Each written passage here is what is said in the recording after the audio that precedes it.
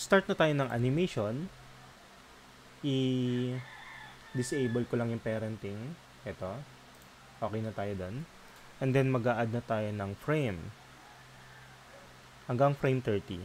So, ang gagawin ko, ipapost ko muna ito sa unang post niya. Which is, actually, pwede na ito. I-pass position ko itong nasa likod na lang muna. So, i-bend ko yung leg. Ayusin ko lang to. Sumobra yung extra. Okay. So, naka-bend ito. Okay na yan. Pass position. Tapos, lalagay na ako ng keyframe sa dulo. Dito. F6. Sa gitna naman, babalik rin natin yung pagkaka-bend. Ito naman yung straight.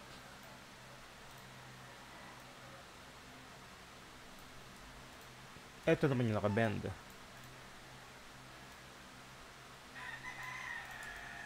Ayan. Ayusin lang natin. Okay. Gagawa lang siguro ako ng another layer dito sa ilalim para may guide tayo ng ground. Okay. So, alam natin kung nakatapak siya sa lupa o hindi.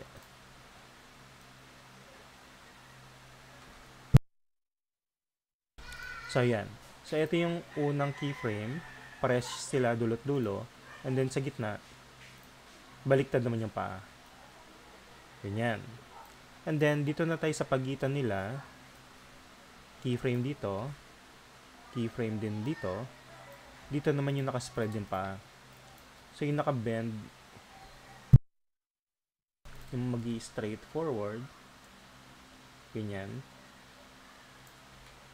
Tapos, ito din. Dito sa kabilang dulo.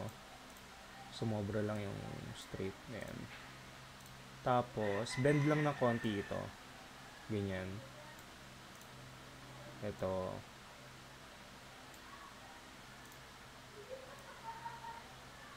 So, kung mapapansin nyo, hindi siya sumayad. Kasi nga, nakaspread yung legs niya. So, ibababa natin silang lahat. Ganyan.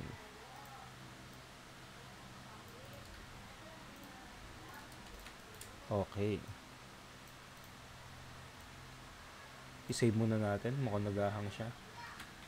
Walk sample.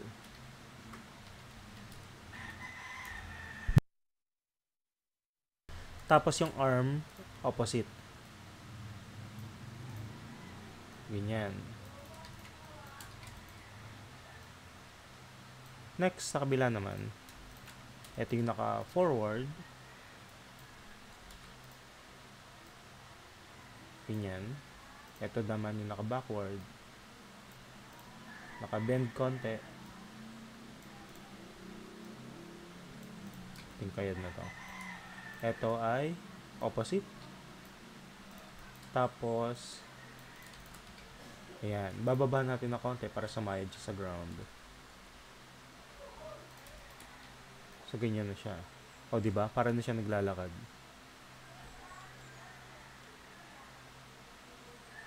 Kukumpletuhin na natin yung pose, pero ito yung 4 na basic. 2 pass position, tsaka yung alternate. Next, yung bago mag-pass position, tsaka after mag-pass position. Pwede na natin lagyan ng ano to, classic twin. Create classic twin. I-highlight ko lahat, and then create classic twin. Mapapanood na natin siya maglakad. Kaya lang, kumpletuhin natin yung pose. Hindi nag-play dito kasi wala tayo sa main timeline. So, punta tayo sa main timeline. Itong scene 1. So, wala hanggang frame 29. F5. Yan, mapapanood na natin.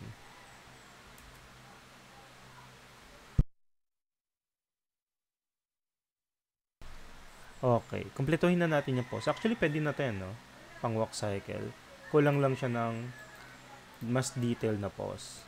So, magdagdag ulit tayo sa 1, 2, 3, 4 na sets ng poses dito. sa next video na lang yan. Sa ngayon, ito yung first step ng animation.